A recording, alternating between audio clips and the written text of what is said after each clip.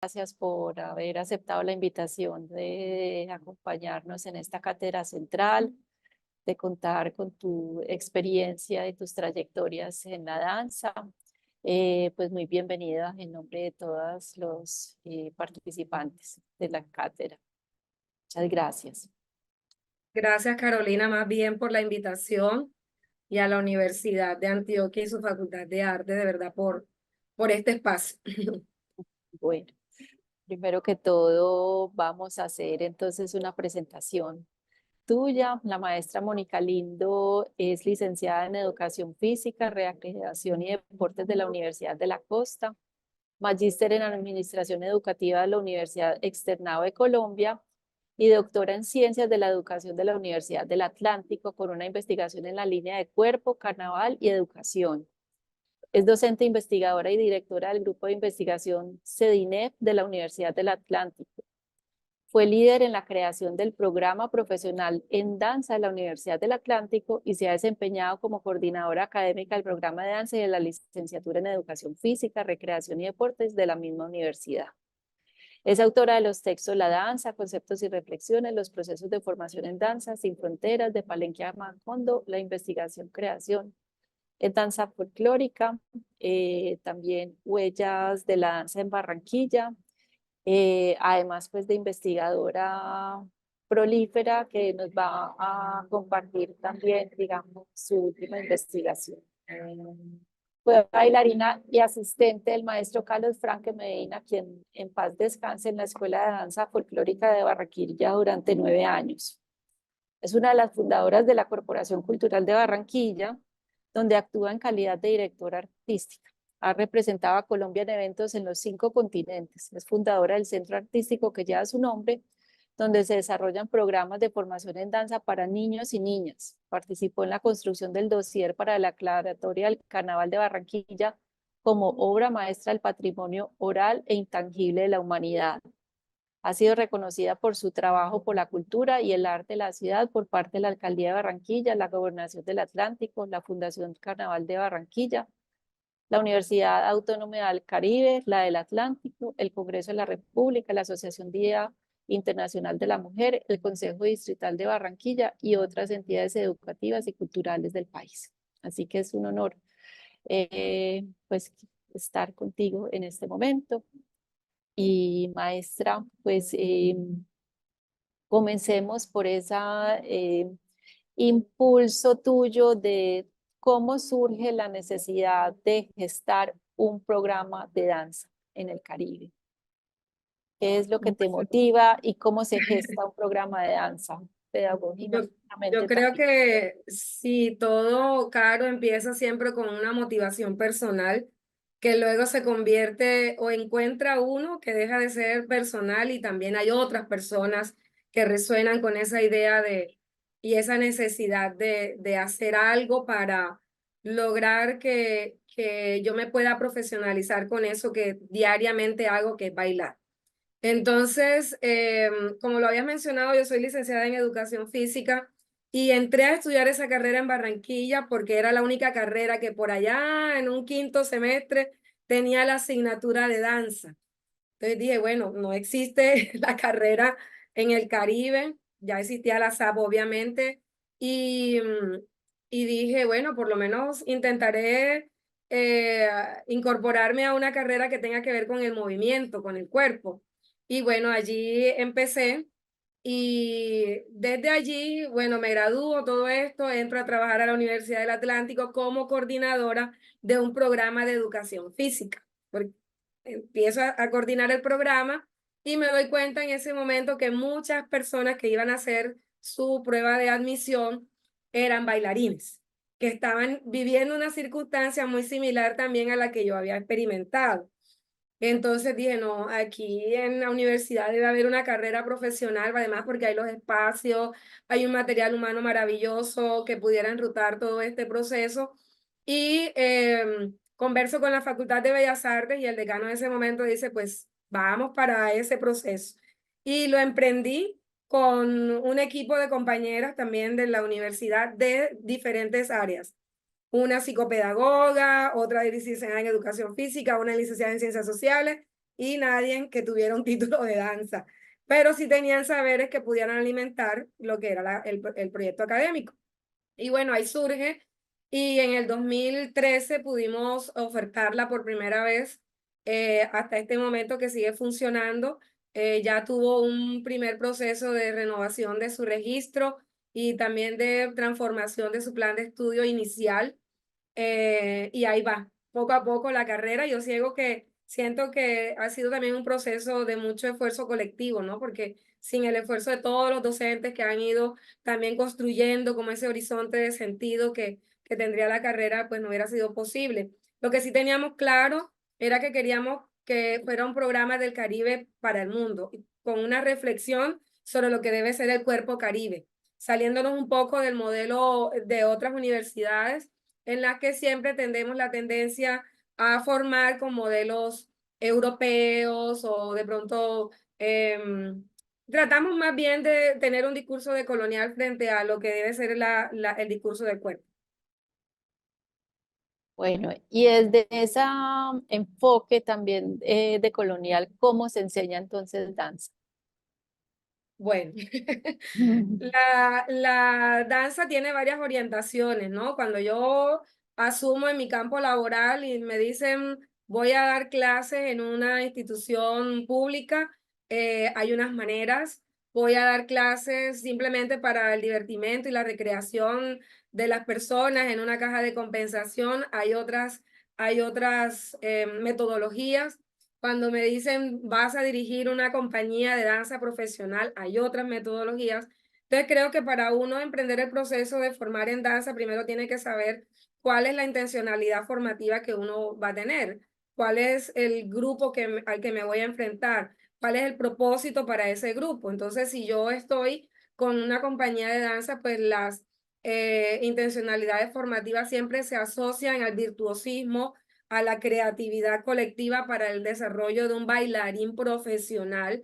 Pero si estoy en una escuela, entonces mi intencionalidad formativa tiene que equipararse o tiene que contemplar cuáles son las características de mis estudiantes de acuerdo a las edades. Entonces, si tengo un niño de 3 años, no es lo mismo que un niño de 7, 9 años o de 12, 15 años, porque cada uno de ellos tienen niveles de desarrollo totalmente distintos y la metodología, las didácticas que yo voy a emplear para ello tienen que ser también adaptadas a ese tipo, a ese grupo al que yo voy a manejar.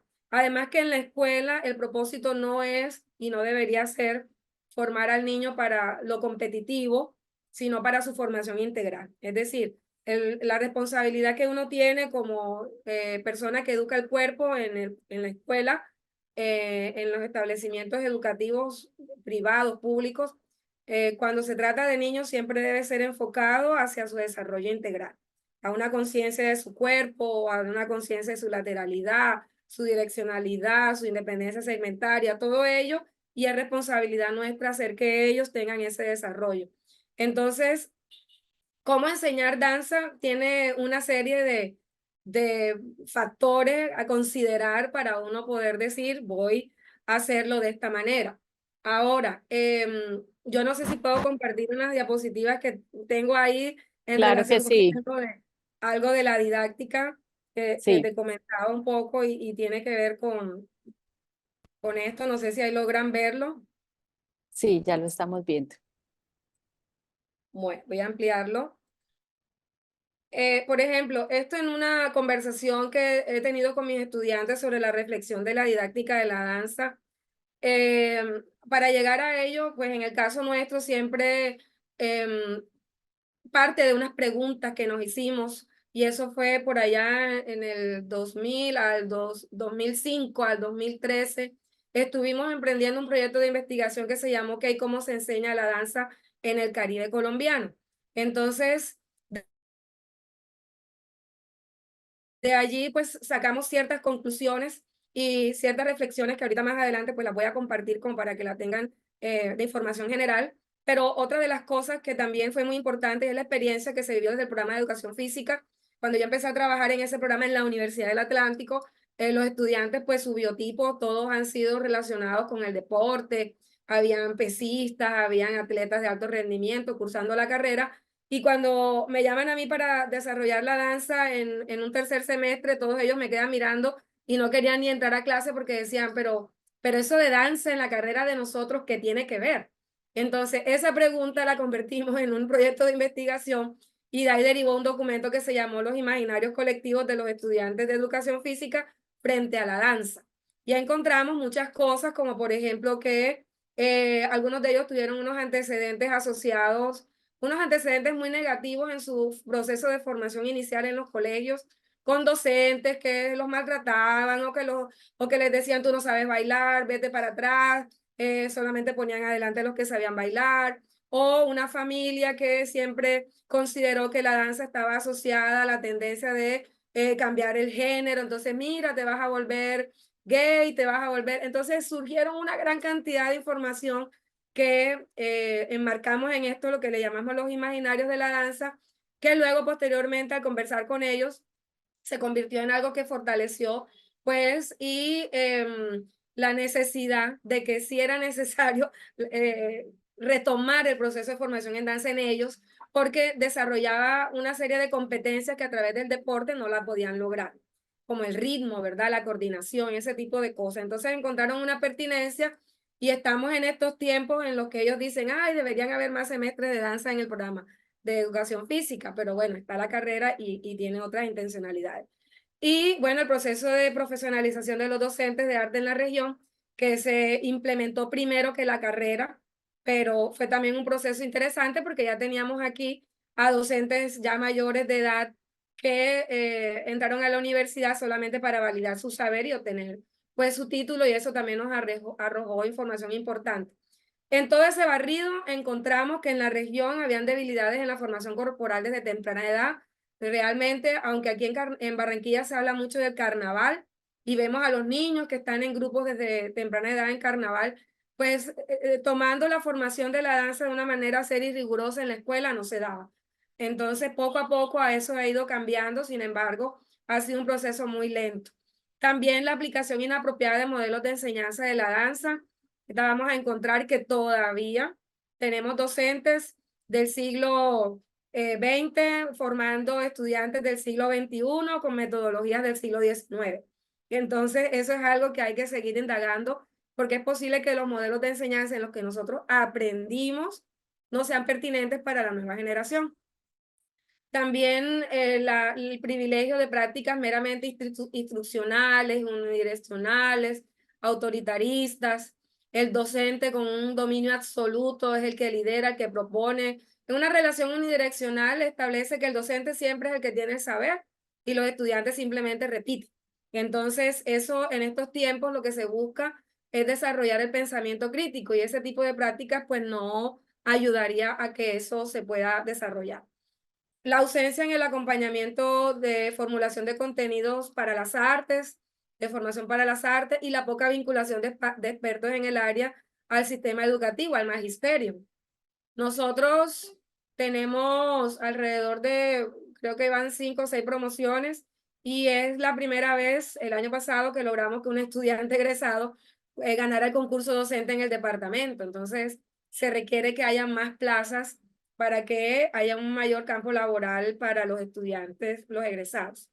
Entonces, aquí hay unas consecuencias que se derivan de esas situaciones problemáticas que, bueno, con el programa de danza aspiramos a que también se puedan ir subsanando.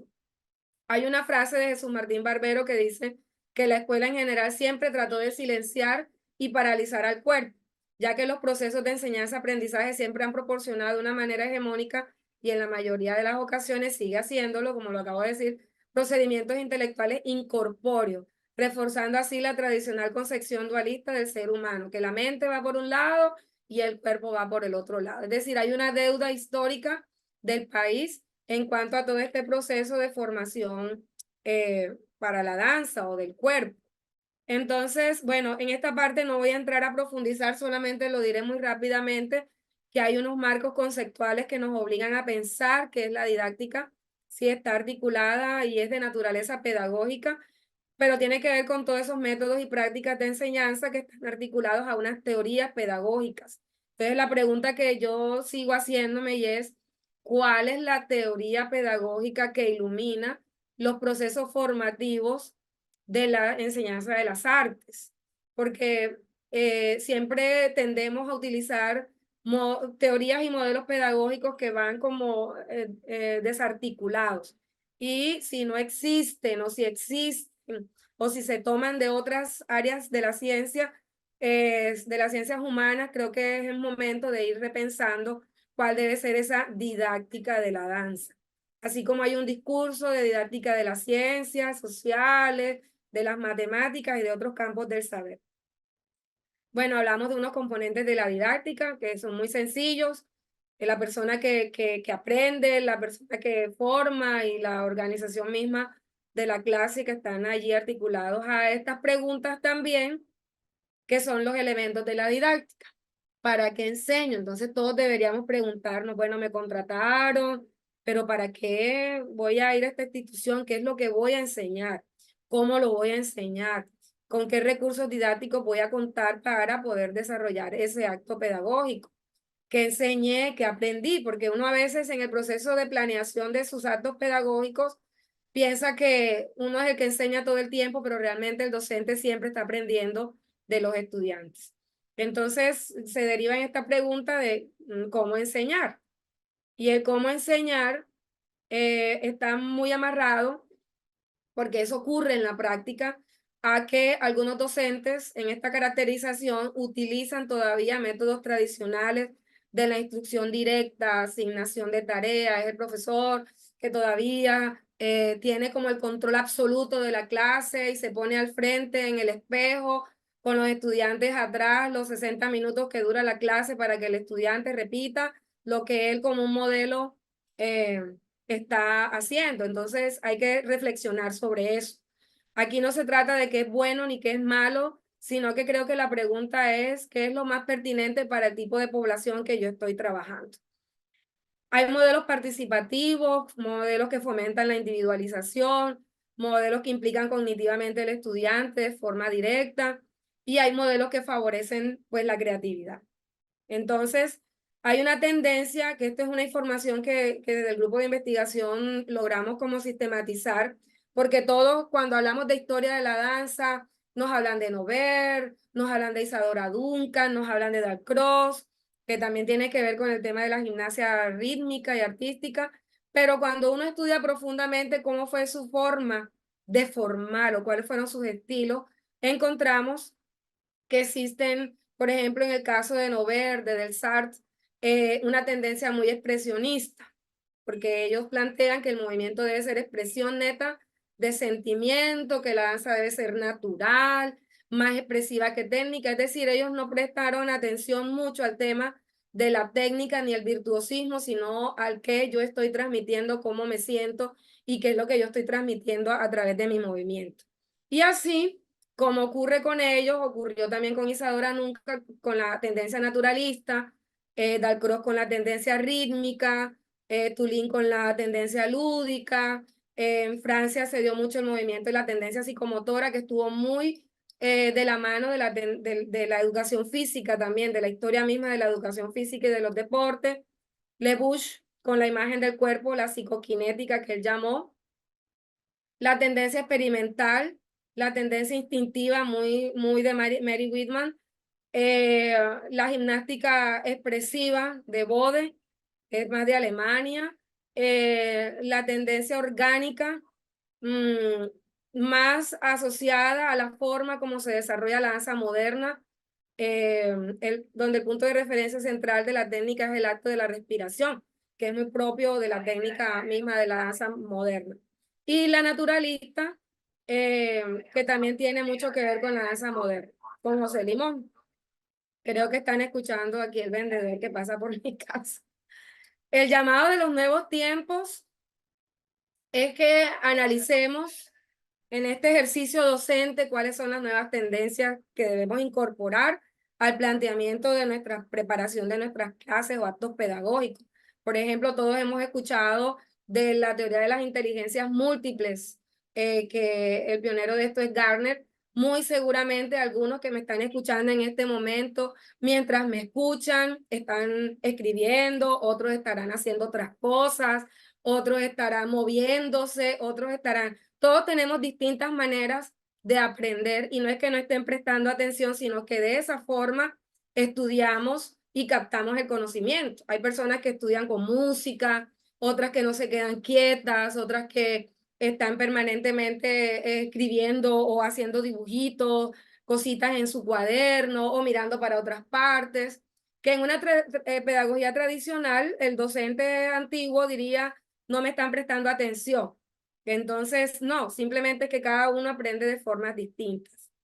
También tenemos a Freire, que es uno de los más importantes en cuanto al tema de la teoría crítica y la pedagogía crítica y la pedagogía de la pregunta, un poco retomando la mayéutica de Sócrates, en el que el estudiante permanentemente hace preguntas y él mismo con sus mismas preguntas va llegando a la respuesta, obviamente con la orientación de su docente o del orientador. Entonces, Freire es muy importante considerarlo en esta trazabilidad de los nuevos modelos pedagógicos porque tiene un discurso muy interesante, muy social, muy de que no podemos enseñarle a todos los estudiantes de la misma manera porque cada uno tiene unas realidades identitarias distintas. Entonces, eso también es supremamente importante. Ahora, la propuesta en la cual nosotros estamos ubicados, que no es fácil, porque en la universidad cada docente tiene lo que le llama su libertad de cátedra y de aplicar sus formas de manera muy particular, pero sí tenemos un grupo de docentes en los cuales estamos implementando lo que llamamos la pedagogía crítica, tratando de que en el acto pedagógico el estudiante pueda desarrollar competencias asociadas a la descripción, a la interpretación, a explicar, a analizar su realidad, decirla, verbalizarla y también escribirla, buscar transformarla, proponer nuevas maneras de resolver, convertir las clases, los ensayos, las prácticas en verdaderos actos pedagógicos donde se llega al conocimiento a partir de una intrínseca relación con la investigación. Hay que también tener mucho cuidado con los códigos que nosotros empleamos al hablar. Nosotros a veces decimos, me voy a dictar clase.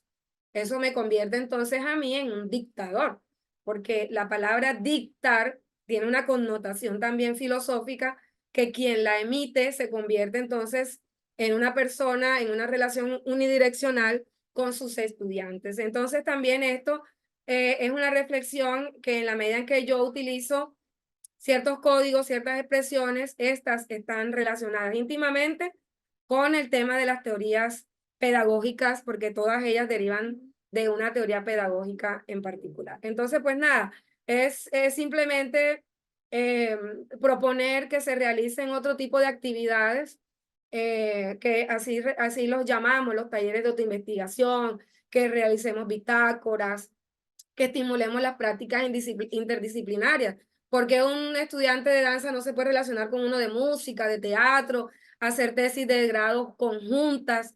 Eso es supremamente importante en estos tiempos. Los laboratorios creativos y el diálogo con sabedores, porque también en los territorios tenemos personas que tienen unas verdades que es interesante escuchar para poder incluso desde allí poder generar nuevas propuestas. Entonces, pues nada, no sé si fui muy rápido, hablé muy rápido, pero es como en términos generales lo que quería compartir de ese punto. Sí, rápido, pero pues bastante clara y coherente en toda la explicación que nos diste, pues de las rutas también de la didáctica.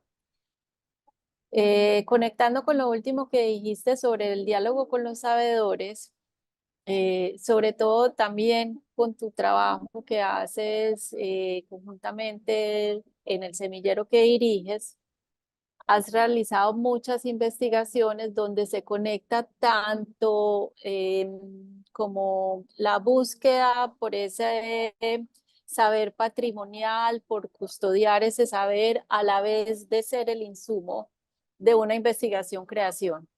Entonces, ¿cómo logras que estos dos campos, como de la investigación en la danza, que parecieran o se han tratado tan de manera separada, como historiografiar o teorizar la danza con la creación, se dan en encuentro en todas tus investigaciones, especialmente las que haces con el semillero, con tus estudiantes?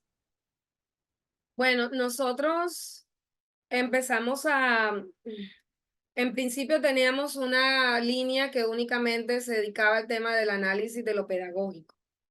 Entonces se crea cómo se enseña la danza, los procesos de formación en danza, pero en ese proceso de inmersión en la comunidad empezamos a darnos cuenta que existen muchos actores sociales invisibilizados, muchos maestros cuya práctica muy valiosa no se encuentra en ninguna parte. Es decir, su sistematización de lo que es su experiencia, pues no se encuentra en ninguna parte.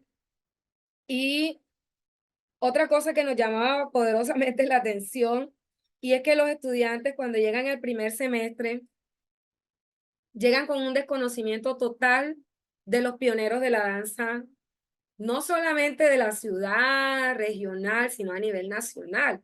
Entonces, era encontrarse como, bueno, han escuchado hablar de la maestra Gloria Peña, de lo quedan mirando uno así como, ¿y qué han escuchado alguna vez de la maestra Sonia Osorio? O han oído hablar de Guillermo Abadía o del maestro Alberto Londoño, o no sé.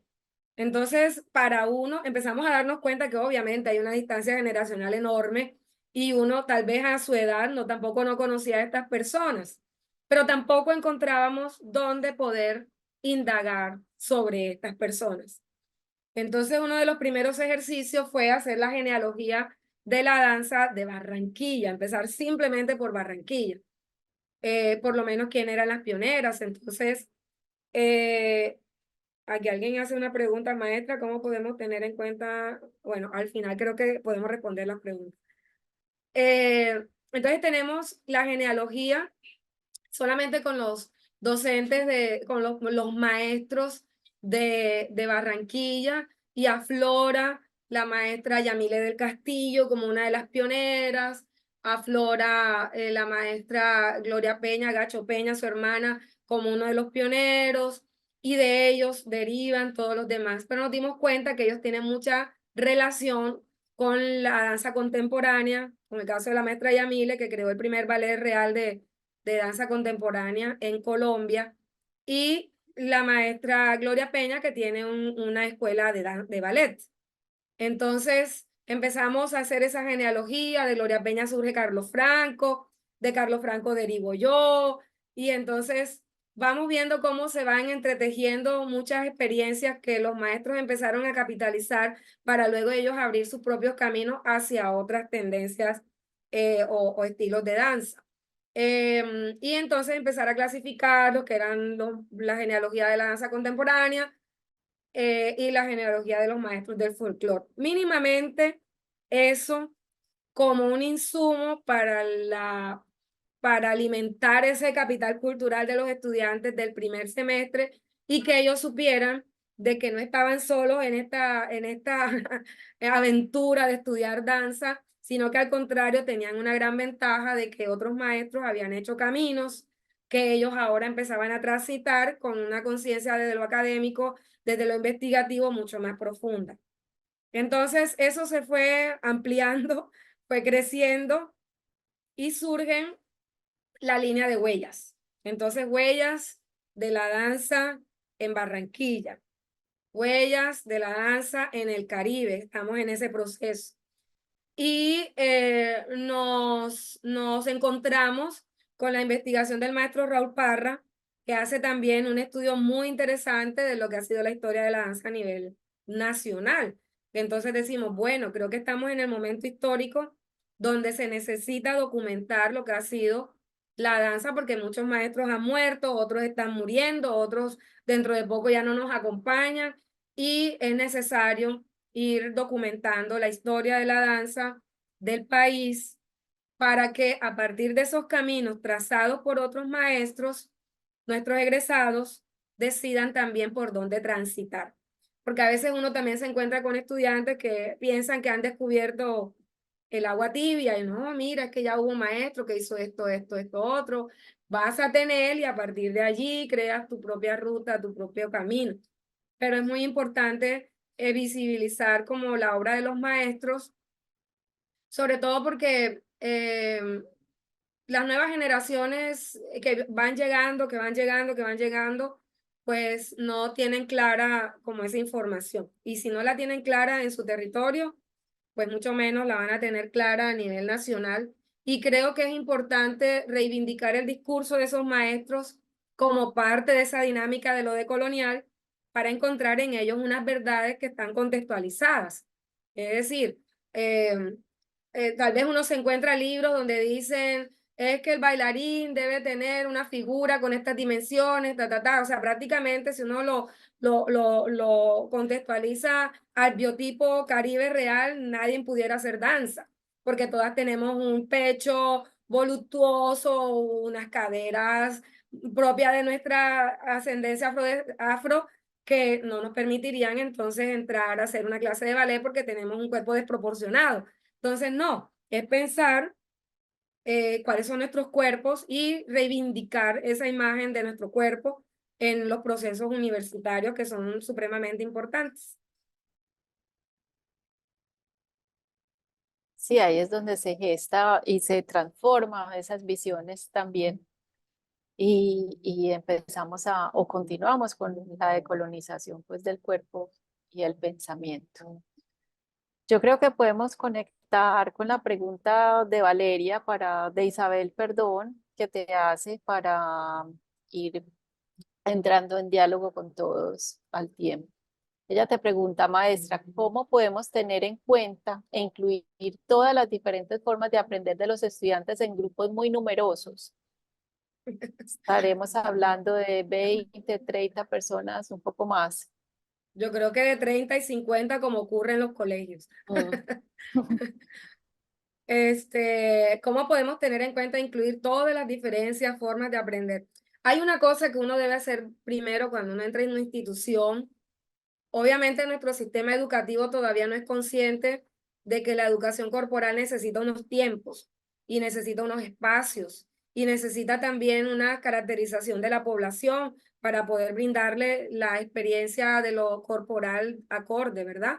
Entonces, como eso no sucede, uno pues debe tener la conciencia de empezar a implementar esas estrategias. La primera, una especie de caracterización. Hay que conversar con el estudiantado, mirar quiénes son los que tienen ya ciertas fortalezas, quienes han estado en grupos de danza, convertirlos en los monitores de uno, hacer subgrupos, ¿verdad? Es muy importante hacer subgrupos con estos líderes y convertir esos líderes en aliados, porque a mí en mi experiencia como en mis prácticas y como docente de colegio, que también lo fui, sí, le dicen a uno, profe, ahí tiene el curso, 50 estudiantes y hasta a veces 60, 70 y te dan el estadio para que tú des la clase colectiva.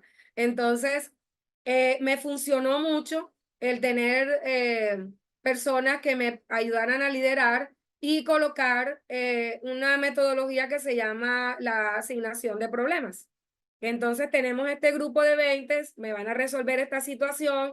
¿Cómo creen ustedes que se mueve un pez al salir del agua? Y cuando ya lo tengan definido, me lo enmarcan en 16 tiempos, tal cosa, o sea, algo así. Es un problema motor. Entonces ya ellos entre ellos empiezan a experimentar, a mirar.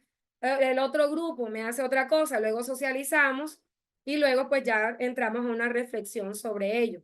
Ese es bajo mi perspectiva. Es posible que otro docente simplemente coja un micrófono, ponga la música, se ponga adelante y síganme, uno para aquí, dos para allá, y es más fácil, es más rápido, como una clase de rumba terapia. Pero hay que analizar, y no es que no se pueda hacer, todo se puede hacer, pero a largo plazo, ¿qué es lo que le queda como formación al estudiante? Es lo que hay que realmente analizar. Si aprendió más en un proceso donde él lo construyó o aprendió más a partir de algo que él repitió. Entonces, eso es una cosa que habría que reflexionar.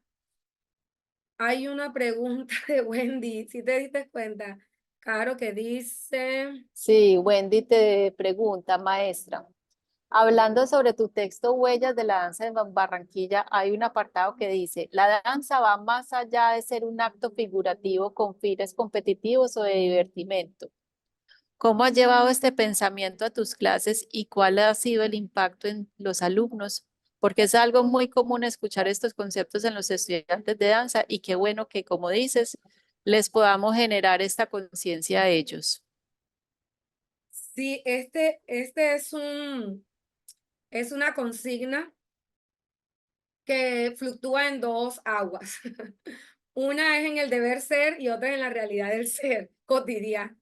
Porque ocurre mucho que los estudiantes dicen, no, a mí me contrataron para hacer una hora loca. Pues vaya y haga la hora loca. Me contrataron para animar no sé, un asilo de ancianos, hacer un acto de entretenimiento para ellos como una labor social y me van a pagar por eso. Es decir, eso también hace parte del ejercicio profesional de uno si estudia danza.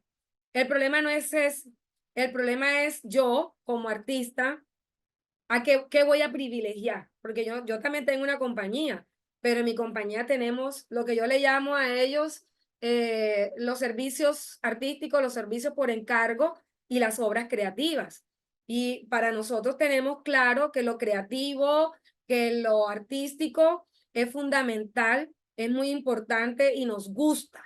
Lo otro lo preparamos hasta un día antes, nos dice, necesitamos un par de bailarines que bailan jarabe tapatío. Le digo a los chicos, ¿quién quiere? Aquí decimos ganarse esa moña. Yo no sé allá cómo le dirán.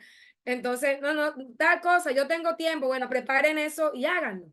Porque sabemos que es algo que es efímero, que es un momento, pero no es el proyecto central de vida de esa persona. Lo malo es cuando no se es consciente de eso. Entonces uno se queda en lo otro, en el sostenimiento académico, perdón, laboral, porque me voy a quedar trabajando, como lo que ocurre con los bailarines que se van a los hoteles. Eso es muy bueno, claro. Me voy allá al hotel, bailé 3 meses, me fui a Dubái, fui a Grecia, fui a Roma, bailé y bailé y bailé. Pero lo que bailé fue producto de simples repeticiones, de coreografía, con cosas que el coreógrafo dijo, hagan esto, y tenemos unos shows que se crean para unos turistas, ya. Pero ¿dónde quedo yo como persona creativa, como artista, verdad? ¿En qué espacio yo me voy a desarrollar como tal?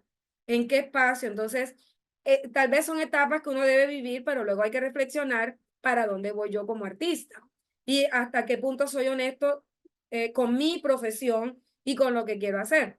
Ahora, como se trata de no estigmatizar a nadie, y de que nada es malo, ni tampoco todo es bueno, ni nada es verdad absoluta, hay personas que deciden definitivamente quedarse en eso, interpretando así, porque les gusta más así. Y eso no tiene nada de malo tampoco. Eso está bien, hágalo y viva de eso, y cásese y tenga sus niños y siga trabajando en eso. Y así he tenido yo bailarines que han estado en esa tónica y viven felices y siguen trabajando en los hoteles, no solamente bailando, sino atendiendo la recepción, atendiendo no sé qué, ya es su decisión. Entonces, pero sí, cuando uno se considera artista, uno tiene que analizar de que no se puede pasar la vida únicamente con proyectos asociados al tema de divertimento, que ya, yo hago eso por dinero, pero más que divertimento es entretenimiento, cuando entretenemos a otras personas, porque uno bailando y creando también se divierte.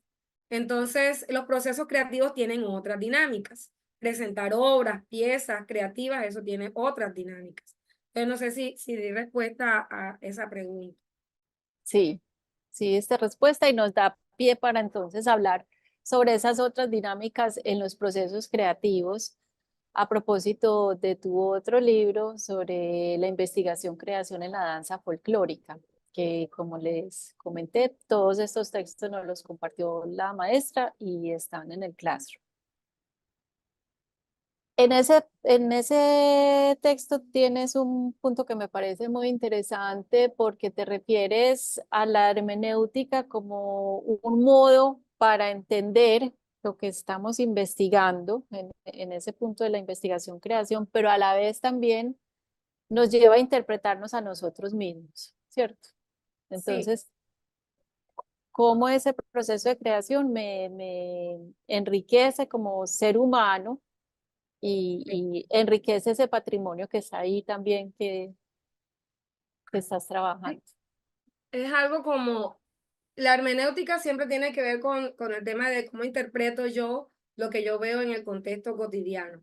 Pero resulta que en el contexto cotidiano, en ese territorio, yo también estoy y yo también hago parte. Entonces yo voy a hablar del carnaval, no lo puedo hablar en abstracto ni distanciada.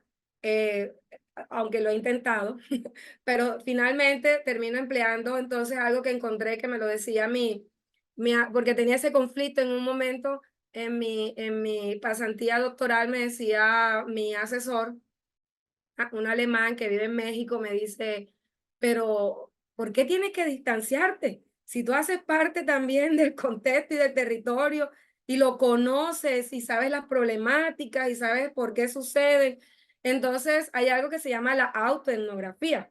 Entonces, siempre había escuchado de la etnografía como una metodología de investigación que va al territorio, convive con las personas, mira sus problemáticas, las analiza, emplea la hermenéutica para interpretar, pero siempre en una relación distante. Pero en la autoetnografía es también repensarme yo, analizarme yo, cómo ha sido esa relación que he tenido con el contexto en el que habito. Entonces encontré que yo he bailado en los desfiles de la Vía 40, la Batalla de Flores, todos esos desfiles de carnaval. He sido miembro de una comparsa y de una agrupación. He dirigido comparsas y agrupaciones. He entrenado reinas. He dirigido procesos con grupos portadores. Y de todo eso hay una gran cantidad de cosas que, que me afloran, que me surgen y me nacen decir a partir de esa experiencia. Entonces, el proceso de la hermenéutica amarrado con la autoetnografía genera una información relevante que a su vez va generando otra, va escalando en cuanto a preguntas. Entonces hay preguntas que pude resolver porque yo estuve allí, pero hay otras preguntas que es necesario entonces analizar desde la autoetnografía a otro coinvestigador o a otro estudiante o a otra persona que aunque también ha vivido el carnaval, tiene una óptica totalmente distinta. Entonces, esa ha sido en la línea de indagar los fenómenos de las danzas, lo que más hemos empleado, sobre todo cuando hay ese acercamiento a territorio de manera muy fuerte. Ahora mismo estamos empleándolo en el proyecto que estamos desarrollando en Mompox, que hicimos, bueno, Huellas de la Danza en Barranquilla, estamos trabajando en Huellas de la Danza en el Atlántico, todavía no hemos terminado eso, pero gracias a una convocatoria que aperturó la universidad, pude con el semillero emprender la investigación sobre huellas de la danza en Mompox, porque una de las chicas del semillero vive en Mompox, que me dice, maestra, así como usted está haciendo con Barranquilla, yo quisiera que hiciéramos en Mompox, porque ya se murió fulanito, ya se murió sultanito, y entonces allá no hay nada de escrito sobre la danza de Mompox. Y le dije, bueno, listo, y armamos un equipo, ganamos ese proyecto, y bueno, ya alcanzamos a entregar una parte de esa investigación. Entonces, los métodos en los cuales uno se apoya para poder desarrollar un proceso investigativo no siempre tienen que ser, que es una de las cosas en las que más sufren los estudiantes cuando en la elaboración de un proyecto le dicen, te falta escribir el marco metodológico. Entonces, wow, nos volvemos todos un caos porque empezamos, ¿qué es lo cualitativo? ¿Qué es lo cuantitativo? ¿Qué es la investigación-acción participativa? A veces uno pretende tomar esos modelos tradicionales, esas metodologías tradicionales y las quiere forzar a que quepan en la investigación que uno está empleando, cuando es posible que tú también puedas implementar unas formas propias de establecer una ruta metodológica. Si la documentas bien, si la argumentas bien, si la sustentas bien, puedes generar una ruta metodológica para eso propia. Y esto es lo que nos piden, por ejemplo, cuando uno hace un posgrado, dice, no, profe, intente generar su propio discurso, su propia voz. Entonces creo que no hay que esperar un posgrado para que un estudiante de pregrado empiece a realizar ese ejercicio. Es decir, yo también puedo tomarlo por aquí o por acá. Es necesario primero conocer todos los antecedentes en cuanto a ese tema de las metodologías, pero para poder proponer una cosa nueva tengo que conocer lo anterior. Eso sí, no tiene discusión. Y ya cuando haya la certeza que esas rutas metodológicas no son suficientes o no le dan justicia a lo que se está estudiando y se requieren otros caminos. Dejemos Lo de Monpós como un cierre que nos vas a hacer de manera muy especial porque ya tres preguntas más que me gustaría que las conversaras. Valeria te hace la siguiente pregunta. Maestra, yo quisiera preguntar cómo atraer el interés de los estudiantes que solo están interesados en las danzas urbanas a la profesionalización de la danza, el estudio de la danza folclórica, las danzas clásicas y todo este tema experiencial y somático, especialmente en adolescentes y jóvenes. Esa es una población difícil, pero no imposible, porque casi todas nuestras agrupaciones y compañías están formadas también por adolescentes y por jóvenes.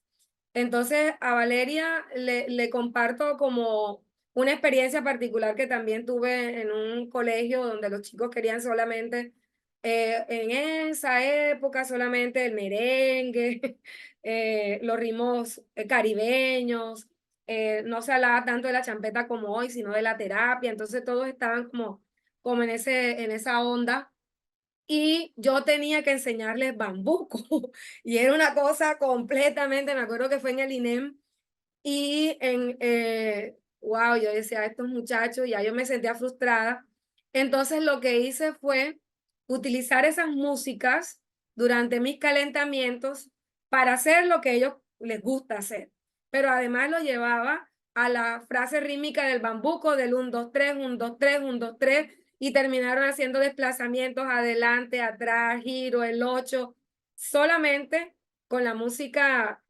las músicas urbanas me permitieron poder utilizarla para poder enseñar el paso básico del bambuco y hasta me funcionó para también el paso básico del joropo. Entonces es como una negociación. Listo, ya hicimos todos esos ejercicios. Ahora voy a colocar una música que yo quiero. Y ustedes van a ver como todos esos pasos que hicieron en los bailes urbanos con la música que ustedes me propusieron, va a pegar, van a hacerlo exactamente con esta otra música. Claro, eso requiere toda una planeación. Y preciso, coloqué el bambuco, inmediatamente ellos hicieron todo igualito con los pasos que aprendieron con la música urbana. Entonces, tiene que ser un proceso de conciliación entre ellos y nosotros porque no podemos desconocer que hay una realidad que nos permea, las redes, Ahora, díganle como tarea, me va a hacer cada uno o en grupos de 3 un TikTok con temas de danza folclórica. El TikTok es algo contemporáneo. La danza folclórica es lo que yo quiero que ellos aprendan. Entonces ellos finalmente terminan acogiendo algo que no es de su momento histórico a algo que es muy familiar a ellos. Entonces, por ahí han habido ya videos de eso, que incluso los challengers hacen challenge, vamos a hacer un challenge de estos pasos de cumbia, a ver quiénes más lo imitan. Entonces, creo que uno tiene que acoger el lenguaje de los jóvenes de hoy para poder dialogar con ellos, porque si no va a ser muy difícil imponerle un discurso que ellos no le encuentran sentido porque no es lo que están viviendo en este momento histórico. Entonces, Valeria, ese sería como mi consejo. Bueno, muchas gracias. Carolina Ramírez te pregunta, maestra, si la danza folclórica de carácter tradicional se considera de esta forma porque pasa de una generación a otra conservando sus patrones básicos de ejecución, su funcionalidad, su ritualidad, su sentido estético, como se afirma en el libro Huellas de la Danza en Barranquilla, ¿considera usted que una forma, uy, perdón, se me bajó? ¿Considera usted que una forma de práctica dinámica es incorporar a este aporte generacional otras danzas como el ballet? ¿No perdería su esencia? No entendí. Mm, Perdón. Está escrito aquí en el chat. A ver si la leo y la puedo sí, escribir mejor.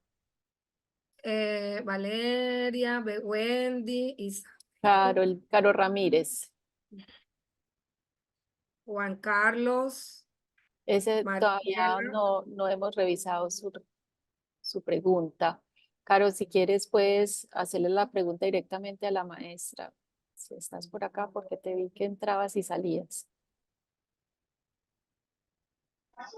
Hola, es que sí, estoy como con Sí, mala señal. sí. Qué pena, Adelante. ahí me escuchan bien. Sí, Sí, maestra, ¿cómo está?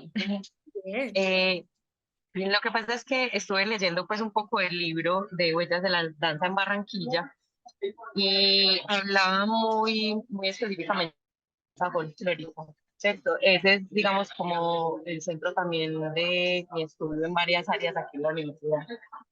Entonces, hablaba de que la danza folclórica se considera así porque pasa de una generación a otra, ¿cierto? Danza Porque tradicional. tiene como, sí, danza tradicional, que tiene unos patrones básicos de ejecución, de funcionalidad, ritualidad, ¿cierto? Y sentido estético. Entonces, mi pregunta es si incorporar a esa danza tradicional danzas como el ballet no cambiaría su sentido, porque hablaba también como de que era algo de aporte generacional, pero también se refería como a que a la danza se le podría incorporar otras formas de práctica dinámica.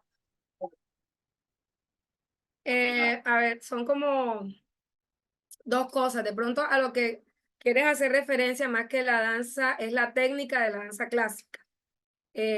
¿Cómo se incorpora eso a la enseñanza de las danzas folclóricas? Creo que es lo que logro entender.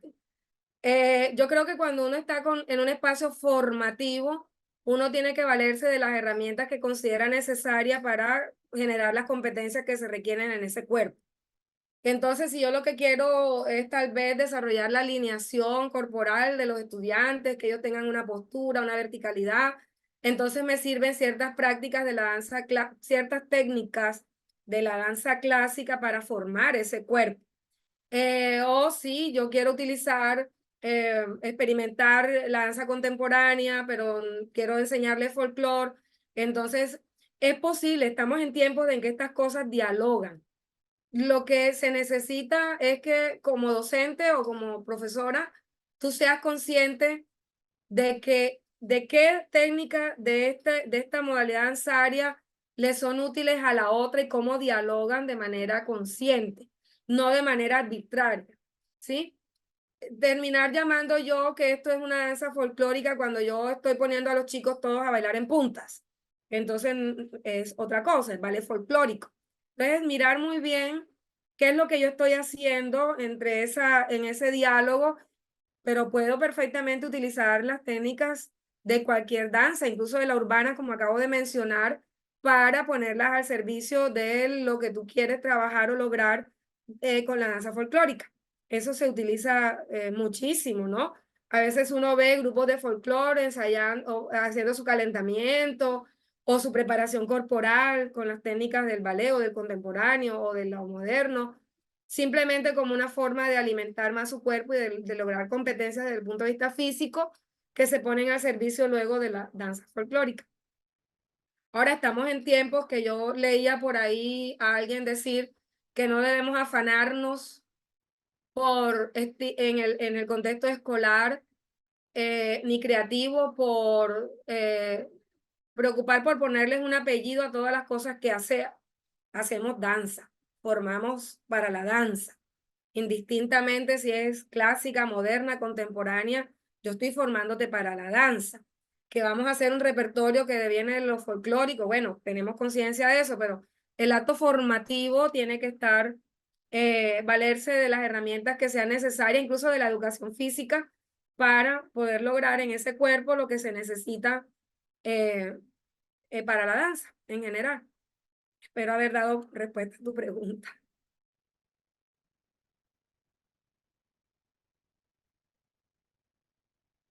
sí, yo creo que sí. Bueno, podemos continuar con Juan Carlos, que te hace 4 preguntas sobre, a partir de tu libro Memorias, pues sobre las memorias del Foro de Expertos en Danza Folclórica del Caribe. La primera es que allí se habla sobre economía naranja y desea que por favor le expliques cómo apoya el gobierno central con la economía naranja a la danza en el territorio del Caribe. Bueno, estas memorias, justamente tenía el libro por aquí. Esto corresponde a la versión número 38 de un foro que el maestro César Monroy hace, versión número 35 creo que fue, que se llama Foro Nacional de Expertos en Danza, y en esa ocasión me tocó a mí liderarlo en la Universidad del Atlántico, primera vez que se descentralizó hacia el Caribe. Y allí, en ese momento, Mario Monroy, estamos hablando del gobierno de Iván Duque, era el que estaba en ese momento. La gente tenía mucha confusión con esto de la economía naranja. Y Mario Monroy, recuerdo que él se dedicó muchísimo a estudiar todo ese tema de la economía naranja, y el libro que escribió Duque con la otra persona que él menciona que la leyó, lo escribió, esa fue la versión número 33.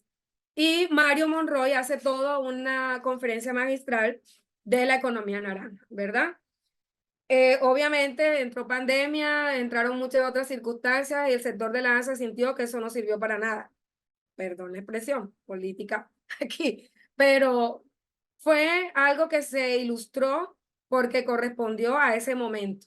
Ese momento era lo que todo el mundo no sabía de qué se trataba. Y equiparándola a la pregunta que dice cómo apoya el gobierno central con la economía naranja, es decir, el gobierno actual tiene otro tipo de políticas, tiene un pensamiento distinto y tiene una línea hacia el tema cultural totalmente diferente, que va desde el fortalecimiento interno de las agrupaciones, está la política de la creación de los centros nacionales de danza y movimiento, el apoyo a una gran cantidad de entidades que están en los territorios y en áreas vulnerables. Pues es como parte de las cosas que desde el ministerio se han estado socializando, y es una política muy distanciada de la industrialización de la cultura. Creo que va más hacia la sensibilidad y cómo utilizar el arte como un instrumento de paz, que es como la intencionalidad que en este momento ha planteado el gobierno, y es hacia lo que todos en este momento estamos transitando. Hay unas convocatorias que te hablan de que hay que tener en cuenta el tema de la inclusión, de las poblaciones diversas, y de mirar esas poblaciones que han estado víctimas del conflicto, de ver qué se hace con esos documentos que recogieron todas las experiencias de los diálogos de paz, cómo eso se logra trascender y se logra, la palabra como se diría, no es evolucionar, sino, sí, es como trascender de ese sentimiento tan horrible que fue el estar inmerso en una guerra, y estar ahora en una cotidianidad. Hay que, sí, la palabra tampoco es trascender, pero es que se hace con eso, cómo lo sublimo a través de la danza, cómo lo sublimo a través del arte, qué hacer con esas poblaciones. Entonces, tú preguntas también si existe en la actualidad o funciona esa normativa. Pues no, que fue más bien una política, y cómo se puede acceder a los beneficios o proyectos que trae consigo la economía creativa.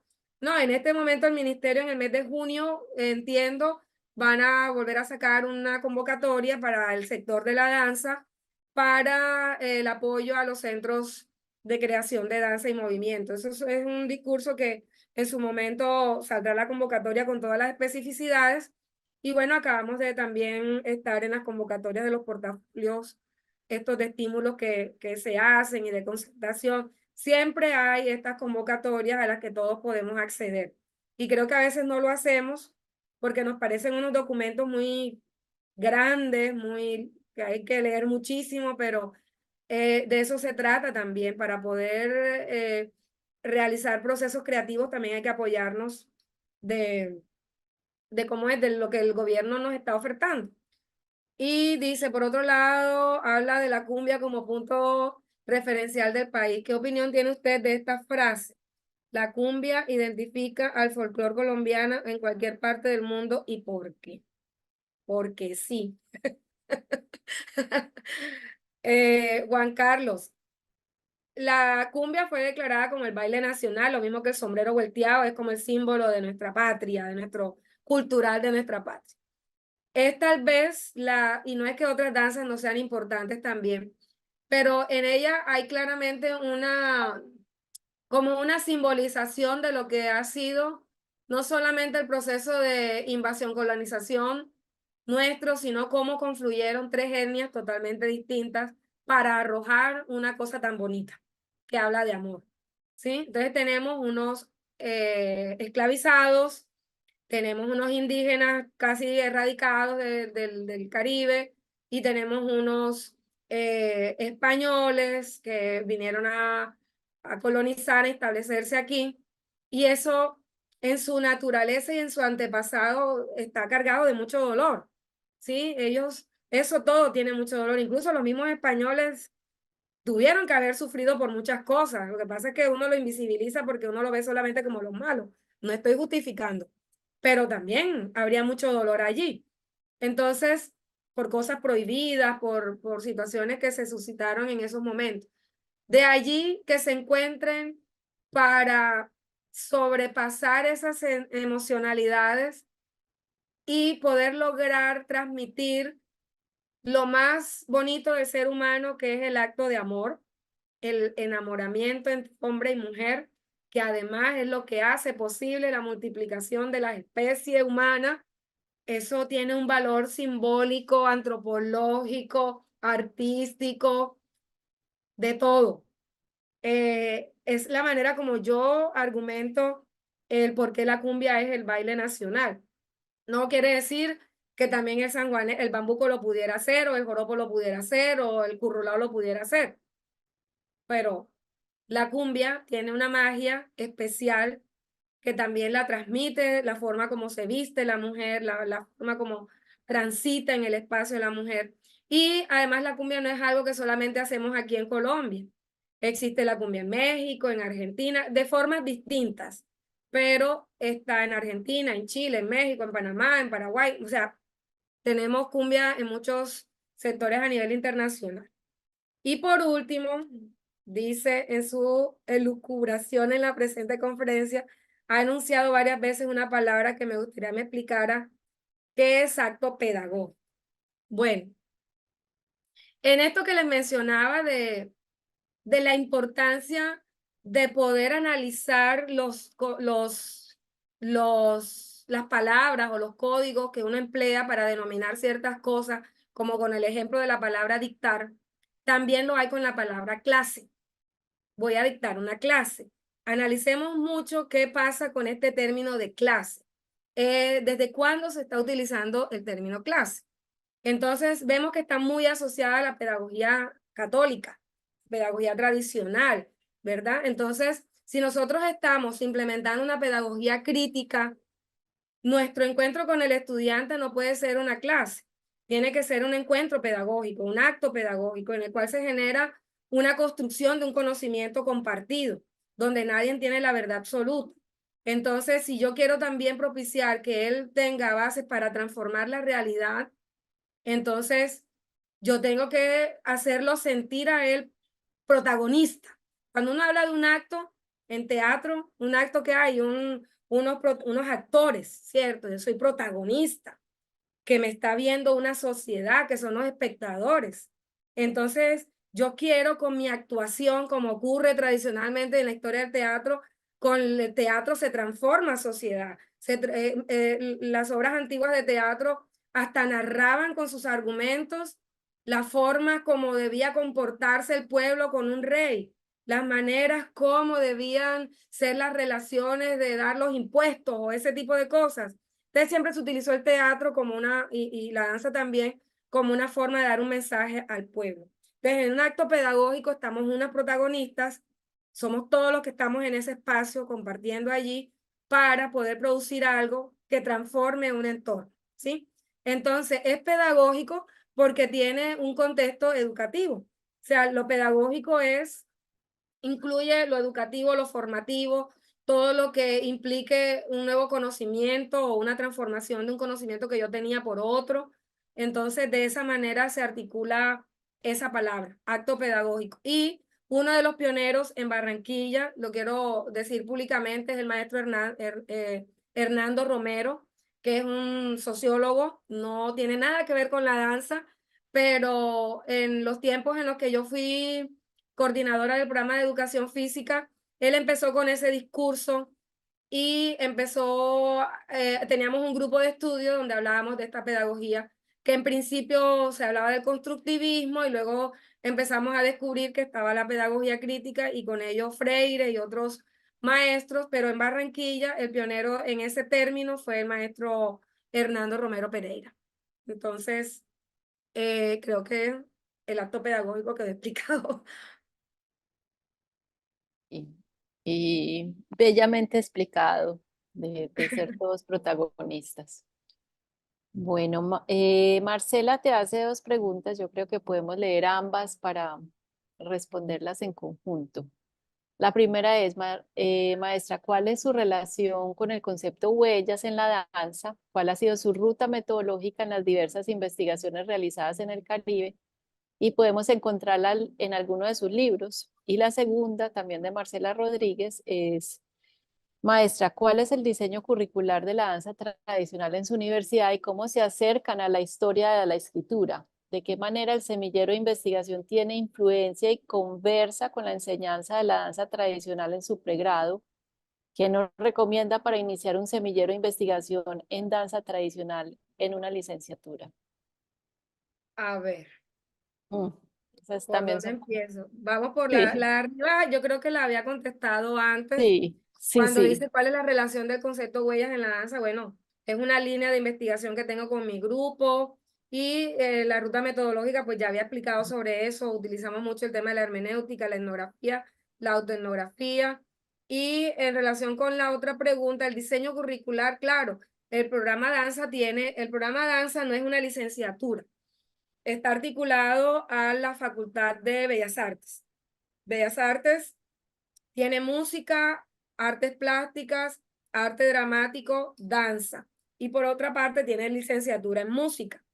Entonces el programa danza se crea con una malla, claro que tiene un plan curricular que si tú entras a Universidad del Atlántico, en la página de la universidad, y ya aparece todo el plan de estudio.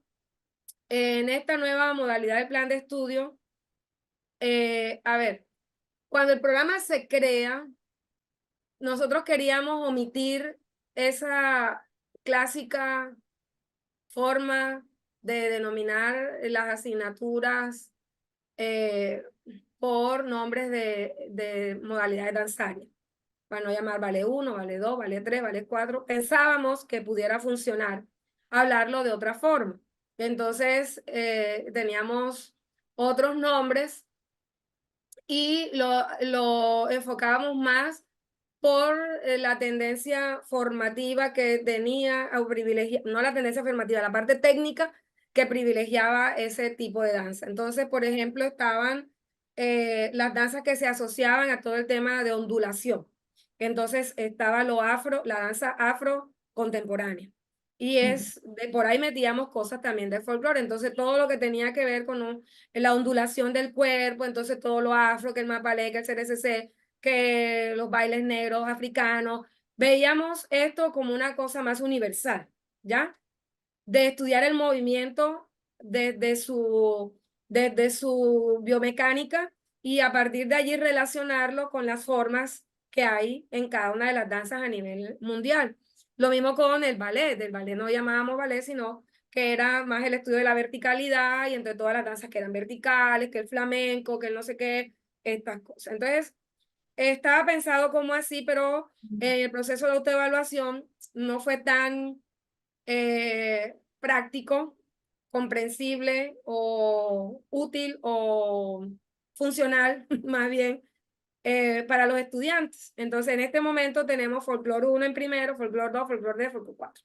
Folclore 1, todo lo que es el carnaval, folclore 2, todo lo que es las danzas del Caribe, folclore 3, que es andino, y folclore 4, que es pacífico y llanos orientales, algo así. Entonces, están esos 4 niveles de folclore, están los niveles de ballet, están los niveles de contemporáneo, hay unas electivas y a la mitad de la carrera los estudiantes presentan una audición de mitad de carrera para ver qué ha pasado en estos 2 primeros años de estar en la universidad, qué ha avanzado en relación con la audición de ingreso y también para perfilar qué quieres tú hacer. No, yo quiero irme hacia el folclore. Entonces toman una línea que es el énfasis, preparación corporal para el bailarín de folclore y tiene 4 niveles. Y en esa línea va enrutando todo el tema de su trabajo de grado. Entonces, el diseño curricular está más así. y cómo se acerca, de qué manera el semillero de investigación tiene influencia, conversa con la enseñanza, más que los semilleros, porque están los grupos, en los grupos estamos los docentes, y tenemos unos semilleros que se van alimentando con los estudiantes que van transitando a lo largo de toda la carrera. Estudiantes que he tenido que se han graduado y ahora incorporo a unos nuevos. Pero desde los grupos de investigación nosotros somos el soporte conceptual, teórico, de lo que sucede en un programa académico. Es decir, nuestras discusiones sobre qué es el cuerpo, para dónde es que va este discurso, nuestras investigaciones, eso ayuda mucho como insumo a los docentes que lideran asignaturas.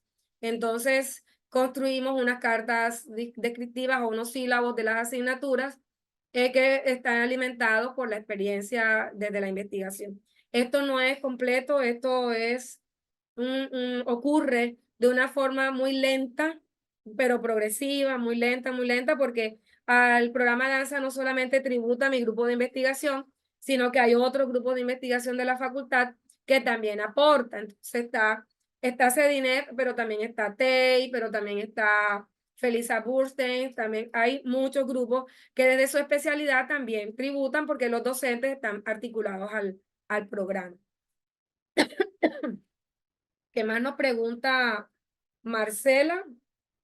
Marcela te pregunta, bueno, el diseño curricular, de qué manera se conecta y qué nos recomienda para iniciar un semillero de investigación en danza tradicional, que la maestra Vivi también les complementa acá desde la licenciatura. Les cuento que ya estamos haciendo avances en vicerrectoría de investigación para coordinar administrativamente la apertura del semillero de investigación en danza adscrito al grupo de investigación en danza. Bueno, Perdón, pero me estaba como no, tranquila, atragantando. sí, no te hemos dado un respiro. Sí, he hablado mucho. Dice, Mm, ¿qué nos recomienda? Bueno, todas las instituciones tienen una vicerrectoría de investigaciones y esta rectoría de investigaciones por lo general tienen su departamento que se ocupa del tema de los semilleros y tienen toda una normativa y unos caminos, ¿no? En el caso de la Universidad del Atlántico, nos envían unos correos con unos formatos, llenamos todos esos formatos y hacemos la formalidad de inscribirlos ante la vicerrectoría para que, ante la eventualidad, perdón, de una salida, un viaje, perdón que voy a tomar agua. adelante.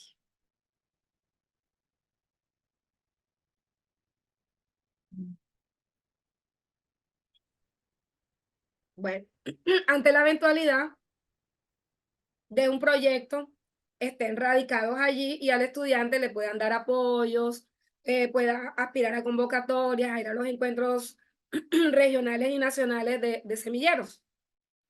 Entonces, yo pienso que es muy fácil. Lo que es difícil a veces es lograr que los estudiantes se motiven a trabajar con el semillero, porque por sus múltiples ocupaciones a veces piensan que estar en un semillero es un encarte. Ay, me van a poner a hacer más cosas, ay, voy a tener que tener más reuniones. Pero lo que un estudiante debe tener en cuenta es que es importante egresar con una experiencia investigativa. Egresar habiendo publicado, así sea un artículo, un ensayo, y decir en su hoja de vida laboral, dice, fui joven investigador, participé de esta investigación, publiqué este artículo, y eso solamente lo da el hacer parte de un semillero. Entonces, los estudiantes miran otras cosas que son como del día a día, pero no miran a largo plazo lo que eso favorece. El chico que yo les mencioné que fue nombrado, a él le favoreció muchísimo porque él alcanzó a hacer 2 publicaciones con nosotros, asistió a los encuentros de semilleros a nivel regional y nacional, participó de todas las actividades, así que tenía una hoja de vida muy nutrida en temas investigativos y en temas pedagógicos también. Entonces eso es supremamente importante. Hacer parte de un semillero es una inversión a largo plazo para la hoja de vida de cada estudiante. Bueno, ahí Eh, nos respondes también en parte la pregunta que te hace Valeria, ¿Qué consejo nos darías a nosotros como estudiantes de licenciatura en danza para motivarnos a la sistematización y teorizaciones de nuestras experiencias y creaciones danzadas? Los Yo creo que semilleros no primero hay que, cuando uno es apasionado con lo que uno hace, todo fluye. El tema es cuando uno empieza a reflexionar y dice, ay, estoy en esta carrera porque no hay más nada que estudiar, ay, porque es que ahora en tercer semestre me paso de esta para ingeniería, no sé.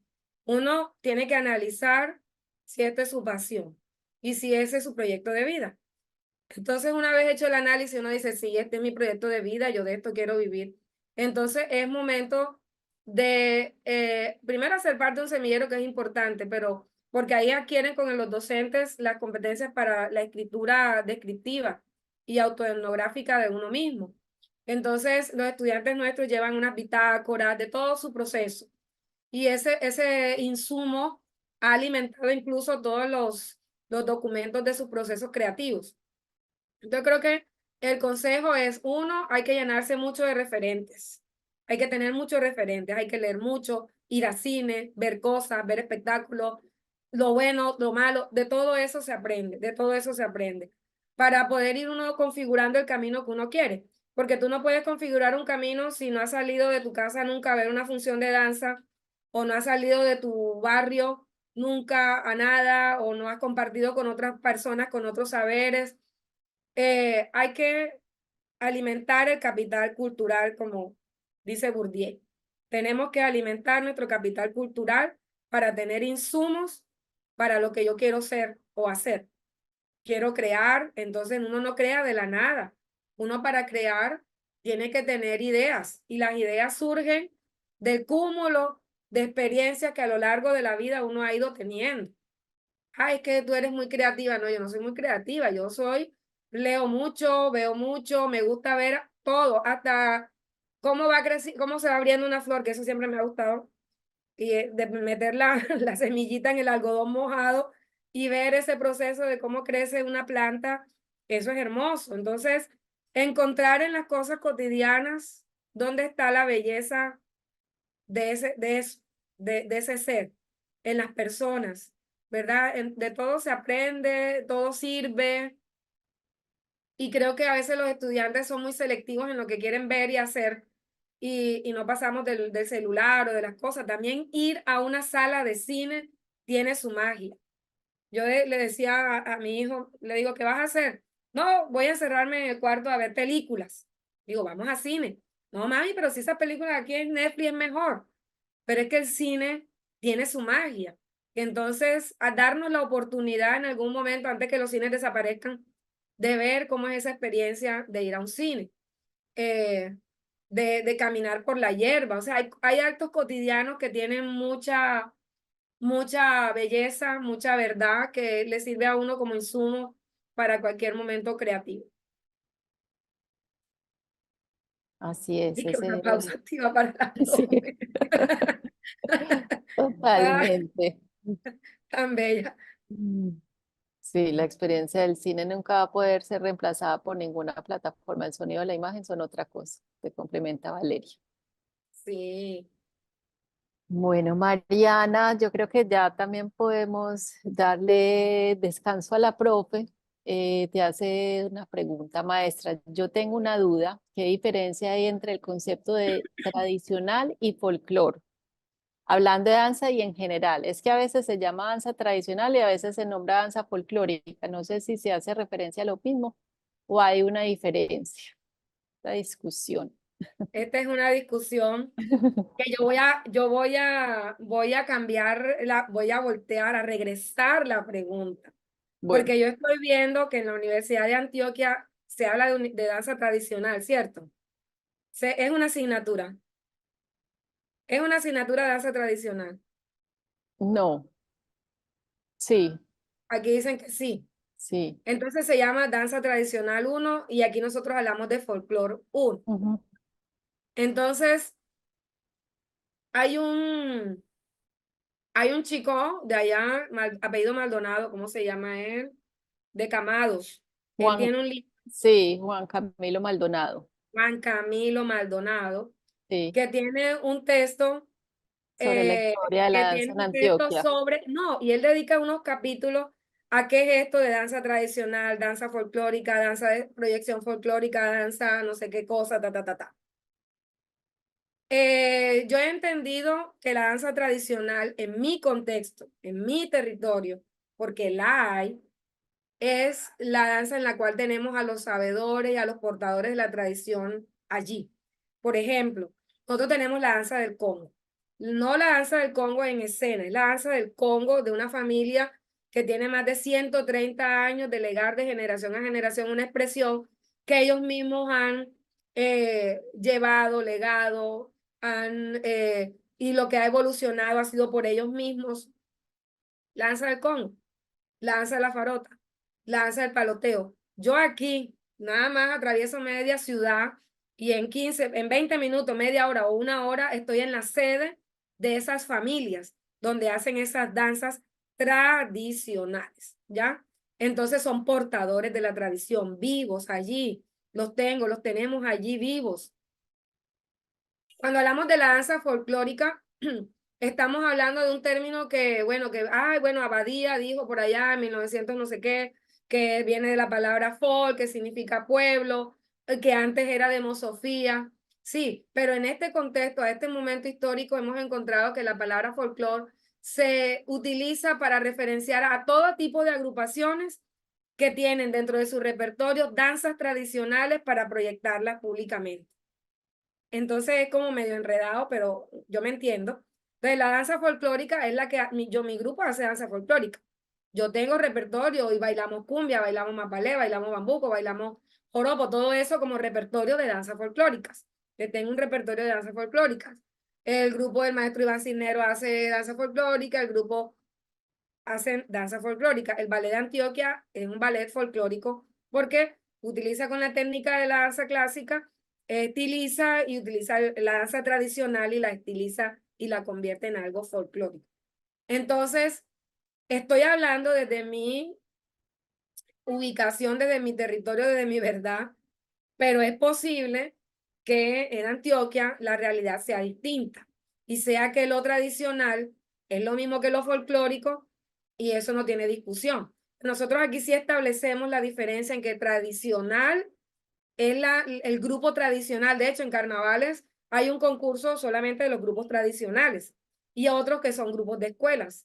Entonces tenemos esa diferenciación para no entrar a competir con un señor Fontalvo que dirige el Congo, ni una señora Etelvina que en paz descanse, que tiene su farota de Talaigua. No, no vamos a competir con los portadores de la tradición. Sus danzas son tradicionales y hacen parte del repertorio folclórico del país. Entonces, ¿quedamos más enredados o quedamos claros? Pero es la postura que nosotros trabajamos. Sí, es una discusión que también pues a nosotros nos llega por el maestro Alberto con sus clasificaciones ya de las danzas de proyección, por ejemplo, a las que tú te refieres a las folclóricas ya llevadas a escena. Aquí nos referimos a las de proyección. Así es. Pero de acuerdo, sí, la tradición pues está... Voy a decir algo que ahora me acabo de acordar con este tema de la tradición. Hay un autor que se llama Mircea Eliade y él dice que para que una expresión sea tradicional debe tener dos componentes, el componente ritual y el componente repetitivo. Entonces, cuando yo veo una danza de Congo que antes de salir al desfile se va al cementerio a bailarle a los muertos y a echarle el ron para pedir su protección y llevan unos cascabeles en sus máscaras, hay todo un proceso ritual en esa familia de tradición de generación en generación. Yo no hago eso cuando voy a montar mi danza del Congo. Sí, entonces ese componente de lo tradicional, como lo raizal, como lo arraigado, pero que tiene un contenido muy místico, muy ritual, eso está allí propio de ellos. No ocurre cuando yo monto mis danzas folclóricas y las monto y no está implícito tanto ese componente de lo ritual, porque yo lo hago por otras circunstancias o lo hacemos por otras circunstancias. Entonces también habría que analizar qué entendemos profundamente, epistemológicamente por tradición, para poder decir es danza tradicional. Otra cosa es, yo enseño danzas tradicionales, que tiene otra cosa. Sí, entonces todo el juego de palabras lo hace uno pensar en qué es, yo hago danzas folclóricas, pero estoy enseñando danzas que son de la tradición. Entonces, complicado. Hay que escribir más profundamente sobre eso, pero Juan Camilo Maldonado tiene un libro que se lo publicó el ministerio, donde podemos encontrar como una reflexión más profunda para eso, que tal vez sea algo que no tengamos todos en conjunto como país resuelto, ¿cierto? Y no tenemos por qué resolverlo ahora en este coloquio. No, no, esa discusión sigue abierta, pero sí es cierto que él hace pues, una buena recopilación sobre temas. Maestra, Sí, adelante, Natalie. yo quería para si me quedó por ejemplo, algo claro. Por ejemplo, en las ruedas de bullerengue, la danza es como tradicional. Y cuando uno lleva el bullerengue, por ejemplo, a un escenario como las danzas de Delia Zapata, que eran como de repertorio, vienen siendo ya como folclore. Sí, ustedes le llaman danzas de repertorio, pero danzas de repertorio también pueden ser otro tipo de repertorio, no necesariamente folclórica. Sí, con el bullerengue ocurre. Y para enredarnos un poco más, resulta que tú has acabado de hablar, cuando vamos a una rueda de bullerengue, bailamos bullerengue. Entonces, el baile tiene otra forma de ser reflexionada, porque aquí hay una diferencia sustancial sobre lo que es el baile y sobre lo que es la danza. Entonces yo voy a cumplir, voy a celebrar mi quinceañero o voy a una rumba y te digo, oye, vamos a bailar, te invito a que vayas a bailar conmigo. Nunca le digo, te invito a que vayas a danzar en mi quinceañero. O sea, esa palabra no la utilizamos mucho. Utilizamos la palabra bailar como un acto más espontáneo, más libre, más orgánico de la expresión. Aquí sí tenemos claro que, por ejemplo, nosotros no hablamos del baile de la farota, ni el baile del paloteo, ni el baile del garabato. Hablamos de la danza del garabato, del danza del paloteo, de la danza de la farota. ¿Por qué? Porque aquí entendemos la danza tradicional como una expresión que tiene sus patrones de ejecución que siempre son los mismos, el vestuario siempre es el mismo, las figuras coreográficas siempre son las mismas. Entonces hay una invariabilidad en lo que son sus patrones, digamos, de ejecución. Entonces la danza del garabato tiene figuras, tiene el túnel, la arrodillada, el enganche, eso es siempre.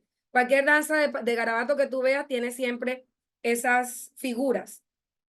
La danza del Congo también tiene sus figuras, siempre son las mismas. En cambio, uno habla del baile de la cumbia. Uno no habla de la cumbia como danza. Uno la cumbia la habla como baile. De hecho, cuando compiten, lo que se compite es en el baile. Tienen un momento en que hacen una coreografía al unísono muy simétrica, pero el porcentaje mayor es a ver cómo bailan cumbia y es libre. Entonces las parejas tienen que reflejar con su corporidad el enamoramiento, manteniendo el paso básico, eso sí, pero las trayectorias que ejecutan son libres, como en el bullerengue. El bullerengue es totalmente libre y orgánico. El día que yo quiera parametrizar, el bullerengue lo convierto en lo que ustedes dicen, una danza de repertorio. Lo convierto en una danza folclórica, en una cosa de proyección.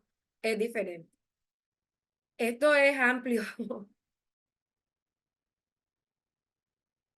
Sí, esto es amplio Muchas y gracias. Muchísimas gracias. Un gusto, les Natalia. compartiremos el texto de Camilo Maldonado. Para continuar y ya irnos acercando también al cierre, Javier te pregunta como 3 preguntas. Maestra, buenas tardes. Quisiera que nos hable un poco más de la experiencia con el proyecto que nos habló al principio con los estudiantes de deportes y su acercamiento a la danza. Casi siempre hablamos de la enseñanza de danza para niños, jóvenes y adolescentes, pero nos olvidamos de las personas adultas, que su experiencia con la danza es nula. ¿Y ¿Cuál fue el mayor logro con este grupo de investigación? Bueno, yo diría que el logro todavía no lo hemos tenido, estamos trabajando para él, pero sí uno de los retos que nos impusimos fue poder sacar adelante el programa de danza. El programa de danza está soportado por el grupo de investigación, así que eso es como uno de los logros más importantes del grupo, pero seguimos trabajando para otro tipo de proyectos. La experiencia con el proyecto de educación física. Bueno, yo había comentado un poco cómo fue mi encuentro con ellos y su rechazo un poco, su bloqueo frente a la práctica de la danza, pero en este momento yo sigo dándoles la misma asignatura a ellos y la percepción ha cambiado muchísimo porque ellos han encontrado en la danza unos recursos desde la formación corporal que les son útiles para el tema deportivo. Yo les decía siempre, ustedes en los mundiales se dan cuenta que el equipo de Camerún entrena con danza. ¿Por qué no prueban eso con sus estudiantes? ¿Por qué no prueban eso? Utilizar la danza como una estrategia también para el entrenamiento. Y para mí el primer reto con ellos, cuando yo empiezo mi primera clase con ellos, es saber si saben bailar. Entonces, la mayoría, ese componente lo tienen totalmente en otro espacio, o sea, ellos no tienen tantas habilidades para el baile. De hecho, tienen problemas de coordinación, tienen problemas de ritmo, que el principal propósito en la asignatura es que al final ustedes tienen ya que saber por lo menos bailar un merengue, bailar una salsa, bailar una bachata. Y con eso, poco a poco, vamos desarrollando todo lo que son las danzas folclóricas. Entonces, esa es la experiencia con adultos. Mis principales adultos son mis propios estudiantes. Y sobre todo en educación física, que es una población que viene, privilegian la población masculina, que casi ellos vienen con esa mentalidad machista de que la danza es para mujeres, que los hombres no bailan. Entonces, es empezar a cambiarle ese chip y hay que abordarlos de maneras muy particulares. Pero la experiencia particular en principio fue con ellos y en temas de adultos mayores, no he trabajado mucho con adultos mayores, más allá de que la primera vez que yo di una clase fue una clase personalizada en la escuela de Carlos Franco.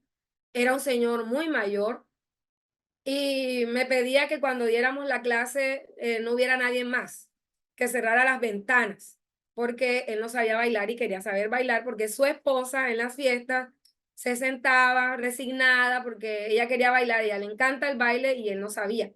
Entonces se pasaban las fiestas tomando y nunca bailaban. Él me decía, yo quiero regalarle de regalo de aniversario, que tendrían como 40 años de casados, llevarla a una fiesta y yo bailar con ella. Entonces, es un señor muy mayor que duramos horas y horas decodificando sus movimientos y buscando el ritmo perdido de alguna manera. Tomó tiempo, pero les cuento que al final a la clase terminó yendo su esposa y sus hijos, porque ya el señor perdió la pena, perdió todo y ya digamos que como persona se extrovertió un poco más. Entonces es como una experiencia, pero fue muy individual, pero casi nunca he trabajado con personas muy mayores.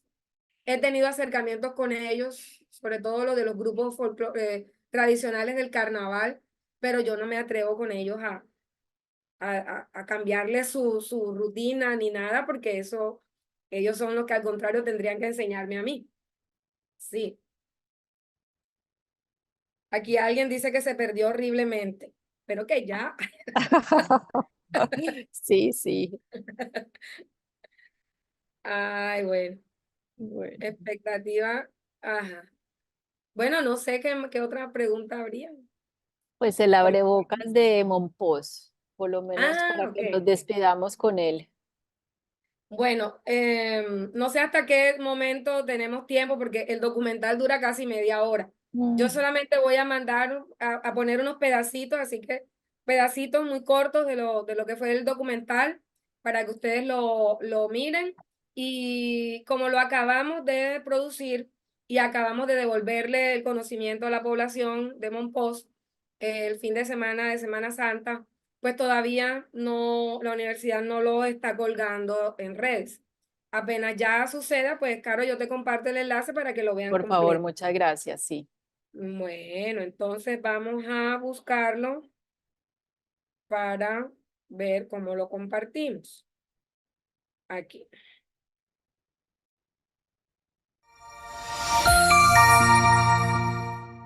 Lo ven y lo escuchan, ¿sí?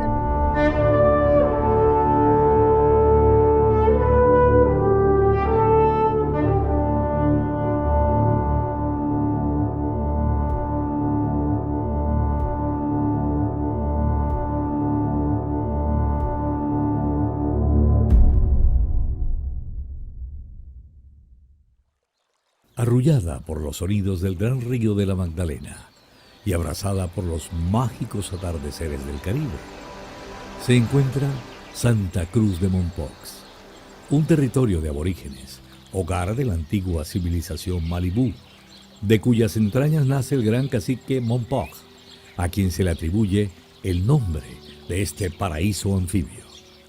Fue fundada el 3 de mayo de 1537 y desde entonces ha sido merecedora de múltiples declaraciones, entre ellas como Monumento Nacional en 1959, Patrimonio de la Humanidad por parte de la UNESCO en 1995 y en la historia reciente fue elevada a la categoría de Distrito Especial, Turístico, Histórico y Cultural en el año 2017.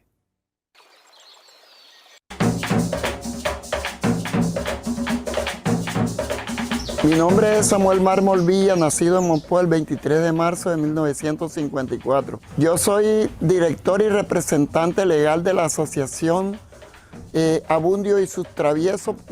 Manejo todo lo que es la parte tradicional, danza, como la danza de negro, danza de pilandera, danza de coyongo, danza de goleros, danza de son de negro, música como los bailes cantados, la tambora, el chandé, el berroche y la guacherna, y música con millo o clarinete. Yo primero inicié en toda mi vida artística a la edad de 14 años y empezamos. Eventos en Mompox y en Colombia y en cualquier mes del año. No esperamos que vengan carnavales. Por aquí tengo todos los prácticamente las certificaciones cuando estuve en los Estados Unidos. Esa fue por el embajador de esa época, Gabriel Silva. Tenemos la certificación de Smithsonian.